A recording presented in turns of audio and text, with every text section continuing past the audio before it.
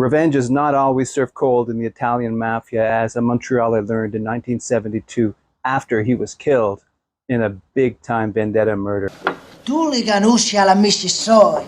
Veramente bestia. This Montreal Mafia murder revenge story begins with a heartless assassination of a beloved Italian political reformer in 1955. Leonardo Cammalleri, 52, and Leonardo Salvo, 40, along with Giuseppe Arcuri, borrowed a mule from Rosario Guerreri, who was much younger, aged 20. The three men and the mule traveled to a remote farm in the 10,000 population municipality of Cattolica Ercole, Agrigento province on August 14, 1955. Where they sought folk hero politician and firebrand reformer Giuseppe Spagnolo, 55, who had been organizing farm workers for a decade and was widely revered. Cammalleri, Salvo, and Arcuri found Spagnola sleeping outside of his farmhouse and shot him dead. On the way back, the murderous trio saw police, so they ditched the mule and averted the cops. Police saw the lonely mule and suspected the mule had been involved in the murders, so they simply followed it as it ambled away. The beast of burden eventually walked home to his stables at his owner Guerreri's farm. The mule had unknowingly betrayed the murder plot. Police arrested Guerreri and a judge sentenced him to prison for life for the murder, even though he had done nothing other than lend a mule. Guerreri didn't utter a single word in self-defense. 4 years later, authorities approached Guerreri in prison to see if he'd snitch on his associates. He did just that. Authorities rewarded Guerreri by releasing him, and the next year, 1960, Guerreri emigrated from Italy and moved to Montreal. The three killers all fled Italy and came to Montreal, most likely under fake names. Salvo in Montreal called himself Polari, and Acura also had a fake name. Italian authorities, meanwhile, launched a manhunt for Cammalleri and his two pals in the aim of charging them with the 4-year-old murder. They eventually charged Cammalleri and his two pals with murder, and all three were found guilty in absentia. The three killers likely set out to Montreal specifically to track down Guerreri and kill him, but all four of the Sicilian, the three killers, and Guerreri, the man they were hunting, settled into Montreal and made it their permanent home. Curry died in an accident in 1970, so the two vengeance seekers would have to do the job without him. By 1972, Rosario Guerrero was co-owner of the new Miss Mount Royal restaurant across from the Mount Royal Metro at the northeast corner of Pontiac. The spot is still a restaurant today, known as the Pontiac Restaurant. In March 1972, almost 70 years after Spagnolo's assassination, Cammalleri and Salvo finally got their revenge. On March 5, 1972, a waitress showed up to find her boss Guerreri dead in the restaurant behind the counter with a long knife stuck into his throat, which had been slit ear to ear. The cash register was untouched. Montreal police sought Cammalleri and Salvo, and the story of their 17-year-old vendetta was published far and wide. Nonetheless, the affair was soon forgotten and no charges were ever laid in Guerreri's murder. In Montreal, Leonardo Cammalleri ran a restaurant on Wellington Street and otherwise kept a low profile, although his daughter Giovanni married Mafioso Vito Rizzuto in 1966. Vito grew up in the same village, Cattolica Ercole, where the initial killing took place. He was about 9 years old when Spagnolo was murdered. Vito Rizzuto honored his father-in-law Leonardo by naming one of his sons after him in 1967. Vito Rizzuto and his clan started the war on the reigning Calabrian Violi mob clan of Montreal the year after Guerreri's murder, and eventually became the dominant force in the local Montreal mafia. Oh, you're wondering if Montreal's mob Cammalleris are related to the retired hockey sniper Mike Cammalleri, who played for the Montreal Canadiens between 2009 and 2012. Mike Cammalleri, whose mother is Jewish and father is Italian, told a reporter that he's not related to the Montreal Mafia Cammalleris, but he also said that he spent time in Montreal growing up. So until we see a family tree disproving it, we're assuming that he is somehow related to Leonardo Cammalleri and the Rizzutos. Leonardo Cammalleri died of natural causes in 2012 at the age of 92. His son-in-law Vito Rizzuto died of cancer at the age of 67 1 year later. After Guerrero's blood was wiped away, the new Miss Mount Royal hired a few minor local celebrities to relaunch the restaurant 4 months later, but it went broke within 5 years, and a succession of other restaurants came and went in the spot since, which is now operated as the Pontiac.